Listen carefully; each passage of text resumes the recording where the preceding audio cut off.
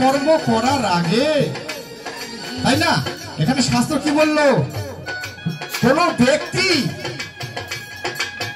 দীক্ষা গুরু শিক্ষা গুরুর মন্ত্র না নিয়ে যদি সন্তান জন্ম দেয়, ওই সন্তানটা কি হয়? বর্ণ সংকর হয়। তার কোনো লৌহগুরু জ্ঞান থাকে না, বড় ছোট মানে না।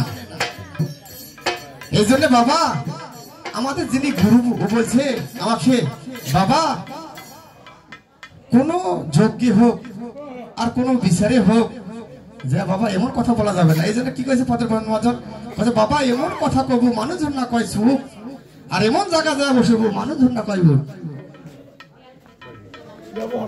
ব্যবহারে বংশের পরিচয় কি বললো? সকাম করবো নিষ্কাম করবো, গীতায় আছে বর্ণনা। আমার গুরু ধরে বর্ণনা নিলে অভাব আমাদের থাকবে না। আমাদের তো অবশ্যই অবশ্যই গুরুদেব আছে, আছে না? দীক্ষা করে শিক্ষা গুরু আছে। তো আমাদের চলার গতিকটা কি করলে কি হবে অবশ্যই তার কাছে জানা হবে, জানাটা আমাদের মঙ্গল, তাই না? সকাম কর্ম নিষ্কাম কর্ম গীতায় আছে বর্ণনা।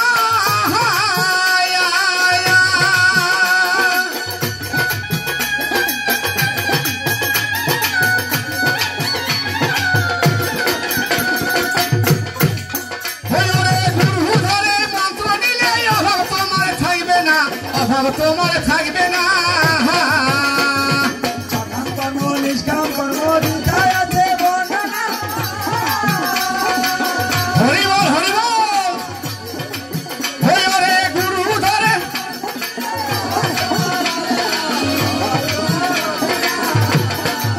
হরে সুপুত্র হইলে পরে পিতা মাতা উদ্ধার করে। হরে সুপুত্র হইলে পরে